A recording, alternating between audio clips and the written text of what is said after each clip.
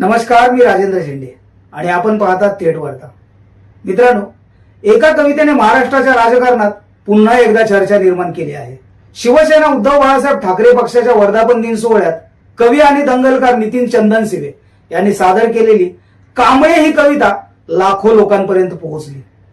काहींनी या कवितेत शिवसैनिक पाहिला, काहींनी आंबेडकरी समाज पाहिला, काहींनी अन्यायाविरुद्ध लढणारा कार्यकर्ता पाहिला, काहींनी फुलेचा सत्यशोधक पाहिला, तर काहींनी ही कविता थेट आंबेडकरी समाजाला दिलेला राजकीय संदेश असल्याचे म्हटले. पण या कवितेतील कांबळे नेमका कोण आहे? तो एखाद्या समाजाचा प्रतिनिधी आहे का, की तो प्रत्येक भारतीयाचा संघर्ष आहे? आज आपण भावनेपेक्षा विचारांच्या आधारावर या कवितेचा अर्थ समजून घेणार आहोत. मित्रांनो, नितीन चंदनशिवे यांची ओळख केवळ कवी म्हणून नाही, त्यांची कविता मंचावर जगते, प्रश्नांना थेट भिडते. त्यांच्या भाषणात विनोद असतो, व्यंग असते, राग असतो आणि सर्वात महत्वाचे म्हणजे लोकभाषेतील ताकद असते.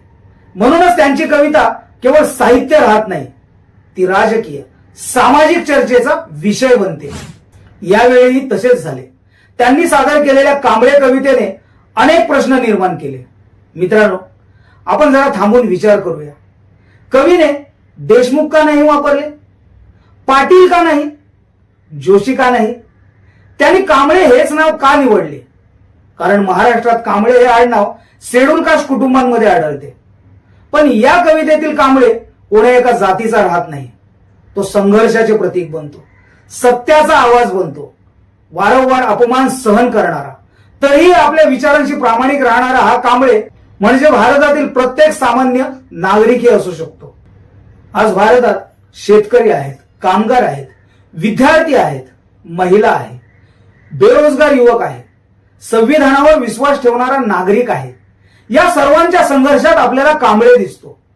म्हणूनच या कवितेतील कांबळे एका समाजापुरता मर्यादित राहत नाही, तो भारतीय लोकशाहीतील सामान्य माणसाचे प्रतीक बनतो. कवितेचा हा अर्थ समजून घेतला तर विभाजनाची नाही तर एकात्मतेची कविता आहे. इथे जात नाही तर संघर्ष महत्वाचा ठरतो. भारतीय संविधान प्रत्येक नागरिकाला समान अधिकार देते. डॉक्टर बाबासाहेब आंबेडकरांनी कोणत्याही एका समाजासाठी संविधान लिहिलेले नाही, त्यांनी संपूर्ण भारतासाठी संविधान दिले. म्हणूनच अन्यायाविरुद्ध उभा राहणारा प्रत्येक नागरिक हा त्या विचारांचा वारसदार आहे. जर कांबळे हा अन्यायाविरुद्ध उभा राहणारा माणूस असेल तर तो भारतीयच आहे. जात त्याची ओळख असूच शकत नाही, तर संविधान हीच त्याची खरी ओळख आहे. नितीन चंदनशिवे यांनी आपल्या भाषणात केवळ कविता केली नाही, त्यांनी प्रबोधनकार ठाकरे, फुले शाहू आंबेडकर यांचा विचार सांगितला.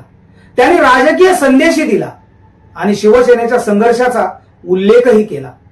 मराठी अस्मितेचा देखील त्यांनी उल्लेख केला. त्याचबरोबर भीमसैनिकांनाही भावनिक आव्हान केले. यातून महाराष्ट्रातील नव्या राजकीय समीकरणाची चर्चा सुरू झाली. पण राजकीय अर्थ लावणे वेगळे आणि साहित्यिक अर्थ समजून घेणे वेगळे. प्रत्येक प्रेक्षकाने स्वतः विचार करून निष्कर्ष काढणे महत्वाचे आहे. मित्रांनो, एका कवितेने एवढी चर्चा निर्माण केली म्हणजे त्या कवितेत नक्कीच ताकद आहे. त्या ताकदीचा उपयोग समाज जोडण्यासाठी व्हावा की समाज विभागण्यासाठी, हा निर्णय आपल्या हातात आहे. जर कांबळेमध्ये आपल्याला जात दिसली तर कविता अपूर्ण राहील, पण जर त्यात संघर्ष करणारा भारतीय नागरिक दिसला तर ही कविता एका मोठ्या सामाजिक संदेशात रूपांतरित होईल. तुम्हाला काय वाटते? कवितेतील कांबळे हा एका समाजाचा प्रतिनिधी आहे की संपूर्ण भारतातील सामान्य नागरिकांचे प्रतीक? तुमचे मत आम्हाला कमेंटमध्ये नक्की कळवा. व्हिडिओ आवडला असेल तर लाईक करा, शेअर करा आणि थेट वार्ता चॅनलला सबस्क्राईब करायला विसरू नका. धन्यवाद.